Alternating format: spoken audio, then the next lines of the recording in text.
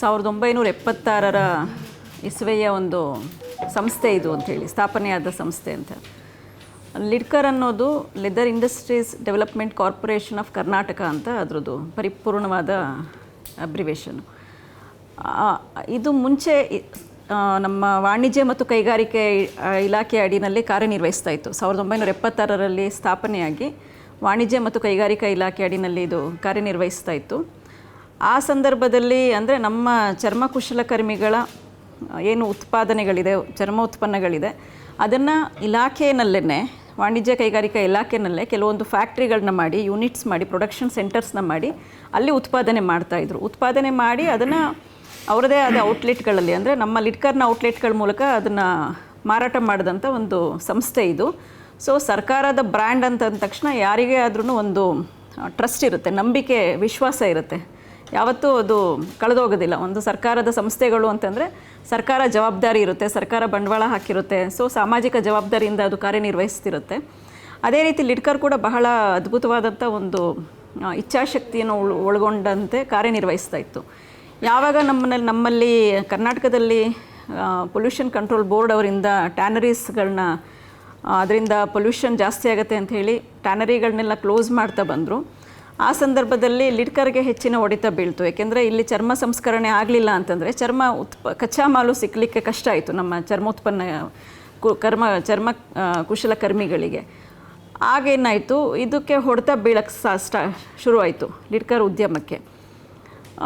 ಯಾವಾಗ ನಮ್ಮಲ್ಲಿ ಚರ್ಮದ ಕಚ್ಚಾ ವಸ್ತು ಸಿಗ್ತಿಲ್ಲ, ಹೊರಗಡೆಯಿಂದ ತಂದು ಫ್ಯಾಕ್ಟ್ರಿನ ರನ್ ಮಾಡೋ ಥರ ಎಲ್ಲ ಭಾಳಷ್ಟು ಕಷ್ಟಗಳು ಎದುರಾಯಿತು.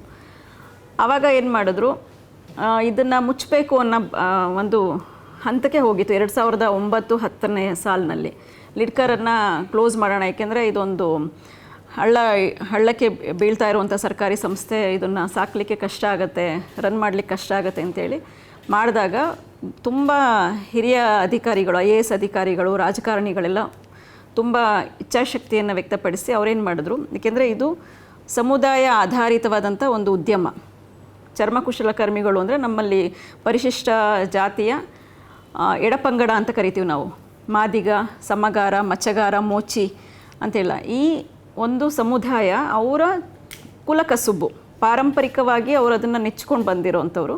ಸೊ ಇದಕ್ಕೆ ಅವರ ಒಂದು ಪರಂಪರೆ ಇದೆ, ಮತ್ತು ಅವರ ಏನು ಹೇಳ್ತಾರೆ, ಅದರಲ್ಲಿ ಅವರ ಕೌಶಲ್ಯವನ್ನು ನೋಡಬಹುದು.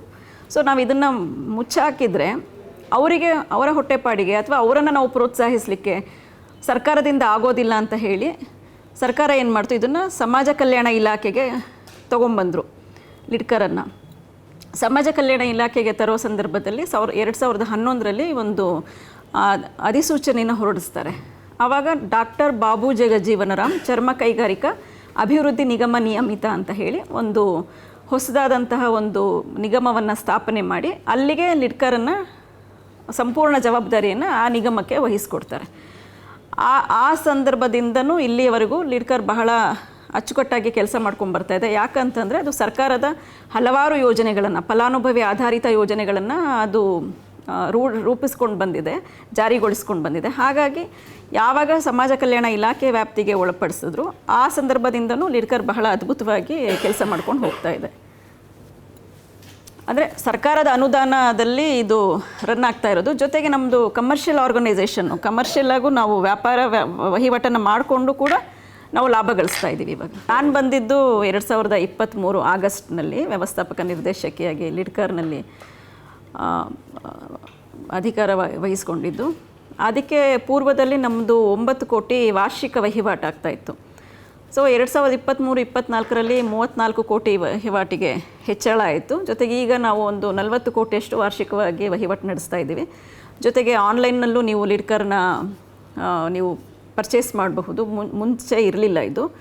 ಜೊತೆಗೆ ಭಾಳಷ್ಟು ಜಿಲ್ಲೆಗಳಲ್ಲಿ ನಾವು ಬಾಗಲಕೋಟೆ, ಬೀದರ್, ರಾಮನಗರ, ಚಿತ್ರದುರ್ಗ ಇಲ್ಲೆಲ್ಲ ಮಳಿಗೆ ತೆಗೆದಿದ್ದೀವಿ. ತುಂಬ ಯಶಸ್ವಿಯಾಗಿ ಅಲ್ಲಿ ಪ್ರತಿದಿನಕ್ಕೂ ಒಂದು 20,000ದಷ್ಟು ವಹಿವಾಟು ಆಗ್ತಾಯಿದೆ ದಿನಕ್ಕೆ, ಒಂದು ಮಳಿಗೆನಲ್ಲಿ.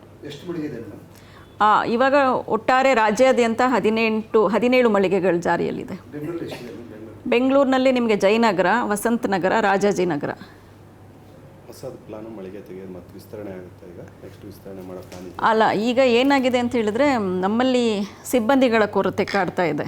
ಸೊ ಸಿಬ್ಬಂದಿಗಳನ್ನ ನೋಡಿಕೊಂಡು ನಾವು ಮಳಿಗೆಗಳನ್ನ ತೆರಿಬೇಕಾಗುತ್ತೆ. ಯಾಕೆಂದರೆ ಒಂದು ಚರ್ಮದ ಉತ್ಪನ್ನ ಅಂದರೆ ಅದು ತುಂಬ ಲಕ್ಷಾಂತರ ರೂಪಾಯಿ ಬೆಲೆ ಬಾಳೋಂಥದ್ದು. ಒಂದು ಮಳಿಗೆನಲ್ಲಿ ಅಷ್ಟು ಗೂಡ್ಸ್ ಇಟ್ಟಿರ್ತೀವಿ ನಾವು, ತುಂಬ ಮೌಲ್ಯಯುತವಾಗಿರೋಂಥದ್ದು. ಏನಾದರೂ ಕಳವಾದರೆ ಅಥವಾ ಏನಾದರೂ ಪ್ರಾಬ್ಲಮ್ ಆದರೆ ಈಗೇನು ಸರ್ಕಾರಕ್ಕೇ ನಷ್ಟ ಆಗುತ್ತೆ ಅಂತ ಹೇಳಿ ಈಗ ಅದಕ್ಕೆ ನಾವು ಆನ್ಲೈನ್ ಮೂಲಕ ಅದನ್ನು ತರ್ತಾ ಇದ್ದೀವಿ. ಮತ್ತು ಆನ್ಲೈನಲ್ಲೂ ನಾವು ಬೇರೆ ಯಾವುದೋ ಪ್ರೈವೇಟ್ ಇವ್ರ ಜೊತೆ ನಾವು ಟೈಅಪ್ ಮಾಡ್ಕೊಂಡಿಲ್ಲ. ನಮ್ಮ ಇಂಡಿಯನ್ ಪೋಸ್ಟಲ್ ಸರ್ವಿಸ್ ಜೊತೆ ನಮಗೆ, ಏಕೆಂದರೆ ಎಷ್ಟೊಂದು ನಮಗೆ ಖಾಸಗಿ ಸಂಸ್ಥೆಗಳು ಸಿಗುತ್ತೆ ಸೇವೆಗಳನ್ನ, ಸರಕು ಮಾರಾಟ ಸೇವೆಗಳನ್ನ ಮಾಡಲಿಕ್ಕೆ. ಆದರೆ ನಾವು ಉದ್ದೇಶಪೂರ್ವಕವಾಗಿ, ಏಕೆಂದರೆ ಇಂಡಿಯನ್ ಪೋಸ್ಟಲ್ ಸರ್ವಿಸ್ ಅಂತ ಹೇಳಿದ್ರೆ ಅದು ನಮ್ಮ ಭಾರತದ್ದು, ಆದರೆ ಸರ್ಕಾರದ್ದು ಎಗೇನ್.